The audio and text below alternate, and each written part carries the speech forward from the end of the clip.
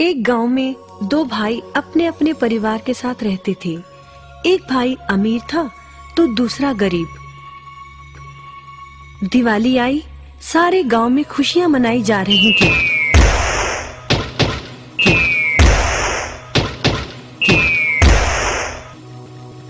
परंतु छोटे भाई के पास तो खाने लायक भी कुछ नहीं था।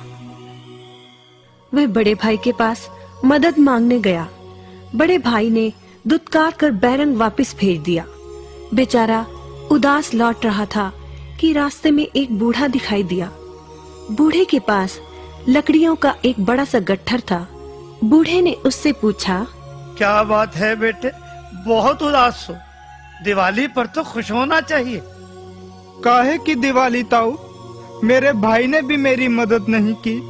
मेरा परिवार भूखों मर रहा है और मैं कुछ नहीं कर पा रहा।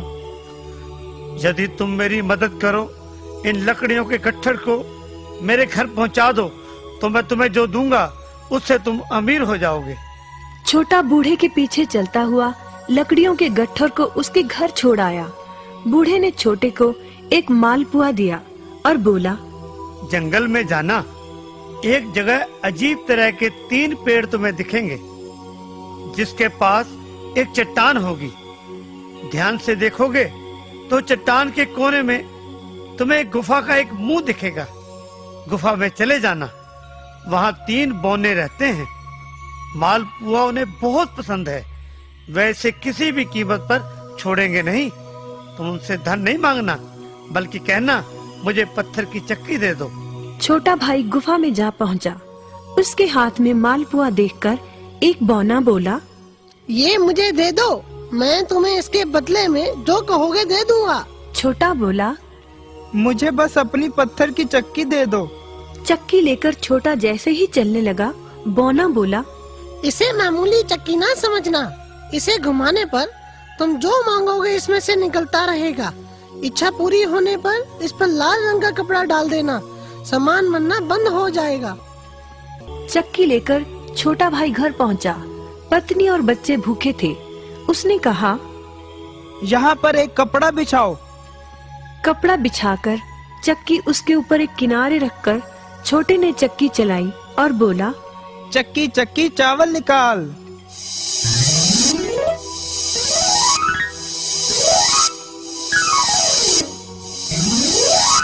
बस चावलों का ढेर लगना शुरू हो गया।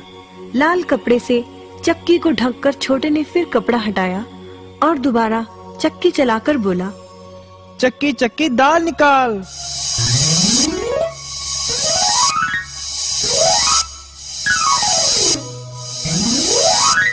ढेरों दाल निकलती रही। थोड़ी देर बाद छोटे ने चक्की को ढक दिया। दाल चावल बनाकर सबने अपना पेट भरा। रात सबने चैन की नींद ली। बचे हुए ढेरों चावल और दाल को लादकर छोटा अगले दिन बाजार में बेच आया। वापस आकर उसने फिर वही क्रम अपनाया और इस बार ढेरों गेहूं, चावल, भिन्न भिन्न दालें चक्की की मदद से निकाली और बेचकर ढेरों पैसे कमा आया। दिनों में ही वह अपने भाई से भी ज्यादा अमीर हो गया। चक्की की मदद से कभी घी, कभी तेल, कभी नमक, कभी मसाले, कभी बादाम, कपास, जो चाहे उसे प्राप्त होता रहता था। बड़ा भाई उसकी खुशहाली से जलने लगा। उसने सोचा, चंद दिनों पहले तो ये भूखों मर रहा था, अब इसके हाथ क्या लगा जो ये मुझसे भी ज्यादा धनी हो गया है। एक रात चुपचाप वह छोटे के घर में छुप गया। सारा भेद उसके आगे खुल गया।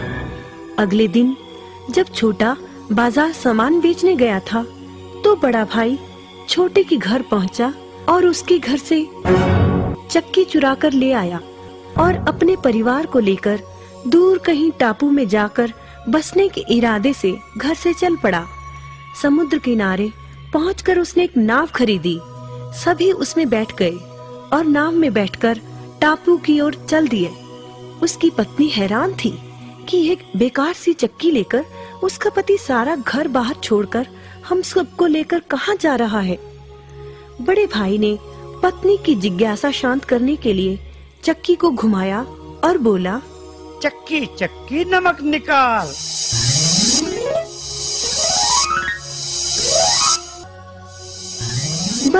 फिर क्या था, नमक का ढेर नाव में लगना शुरू हो गया और नाव डूबने लगी। बड़े भाई को चक्की बंद करने का उपाय तो पता नहीं था। उन सब की जल समाधि बन गई। सभी चक्की समेत समुद्र में डूब गए। कहते हैं कि चक्की अब भी घूम रही है, तभी तो समुद्र का पानी खारा है। शिक्षा, लालच बुरी बला है।